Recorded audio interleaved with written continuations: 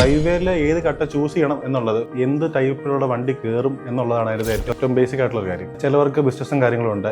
അപ്പോൾ അങ്ങനെയുള്ളവർക്ക് ചിലപ്പം രാത്രിയാകുമ്പം അവരുടെ വലിയ വണ്ടികളോ തടിയുടെ ബിസിനസ് ഉള്ളവർക്ക് തടി വണ്ടി അതിൻ്റെ മുകളിൽ കൂടെ കയറണം. 2 months കൂടുമ്പോഴും നമ്മുടെ ഇന്റർലോക്കുകൾ എഞ്ചിനീയറിംഗ് കോളേജുകൾ കൊടുക്കാറുണ്ട്.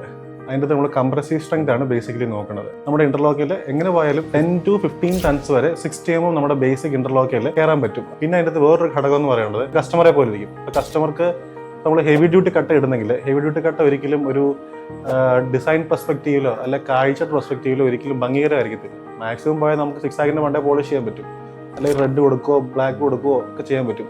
പക്ഷെ നമ്മുടെ ഇപ്പോഴത്തെ ഈ 60 mm വരുന്ന ഇന്റർലോക്സ് എന്ന് പറഞ്ഞാൽ അതിൽ വൈഡ് വെറൈറ്റീസ് ഡിസൈൻസ് ഉണ്ട്.